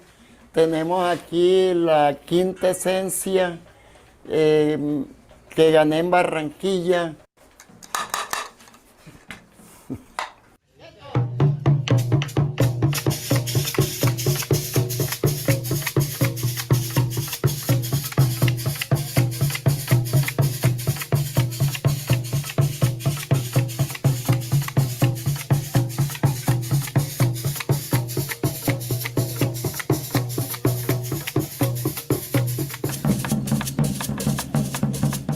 Mi nombre es Nayib Eljado García, de Mompox, Bolívar. Soy docente de la Institución Educativa Normal Superior de Mompox. Soy docente en el área de educación física. Yo logré encontrarme con la señora que quería que esa danza renaciera, tenía ya 80 años en esa época, y me propuso que rescatara la danza de los toritos. Yo soy toro más bravo, yo vengo de oveja. Si Moisés se me atraviesa, le entierro el cacho por la oreja.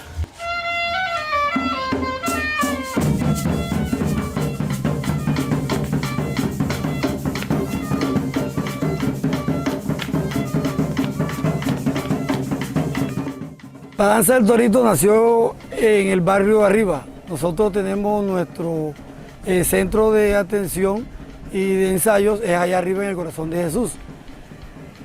La danza del torito nació de un grupo de jóvenes que nos conformamos, éramos de la danza de los negritos y cogimos y nos agrupamos una mañana y sacamos conclusión de que teníamos que rescatar la danza de los toritos, que era de mi abuelo Juan Pedroso Herrera.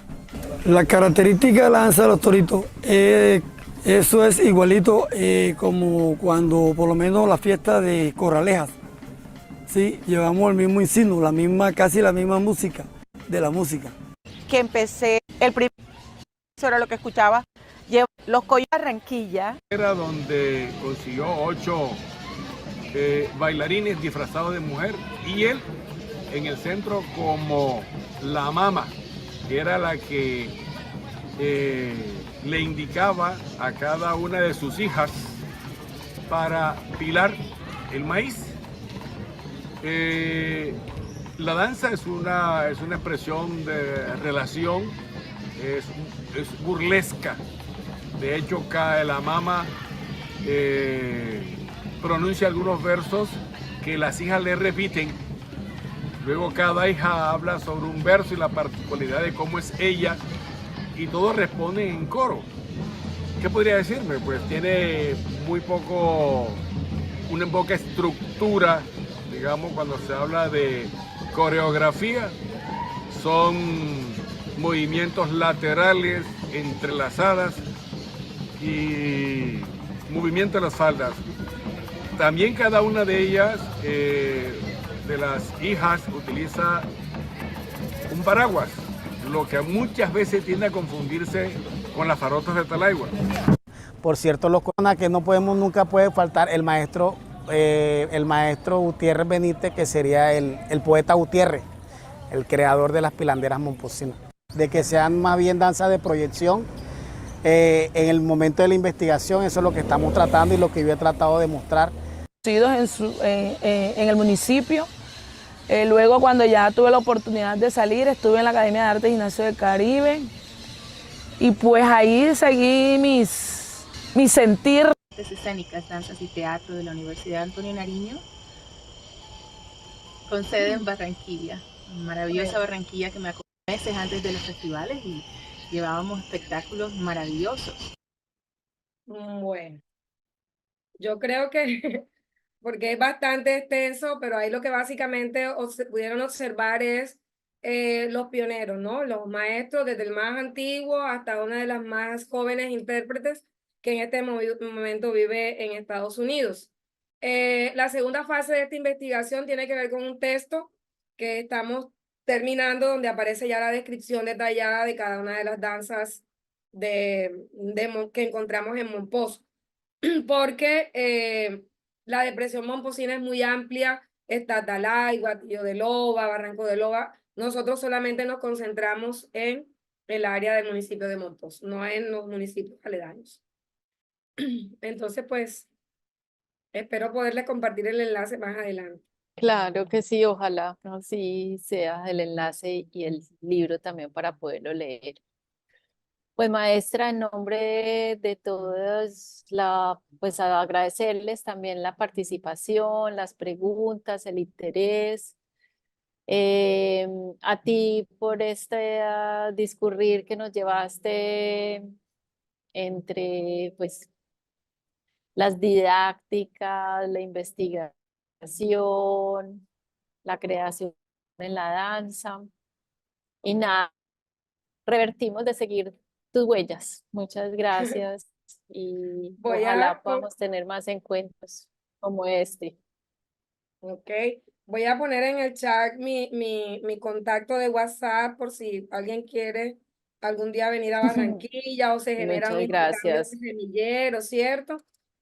Y Sí. en redes sociales, síganme en redes sociales. Ahí están mis informaciones. Muchísimas gracias por compartir. Bueno, gracias a ti, Caro, por esta iniciativa y a los muchachos y personas que nos escucharon a lo largo de estas casi 2 horas. Para mí es muy gratificante poder compartirlo con una universidad hermana, porque justamente dentro del proceso de creación del programa, recuerdo que estaba el profesor Luis Viana, no sé si todavía está en la sigue, universidad. claro, sigue el maestro Luis Viana. Fue invitado a Barranquilla para que nos hablara de la experiencia de la licenciatura, porque nosotros atrapamos como todas esas experiencias tan lindas para poder luego sacar adelante el programa curricular nuestro. Entonces, pues nada, estoy muy contenta de haber compartido con ustedes y siempre a la orden. Lo mismo, siempre bienvenidas por acá. Un abrazo. Chao, chao.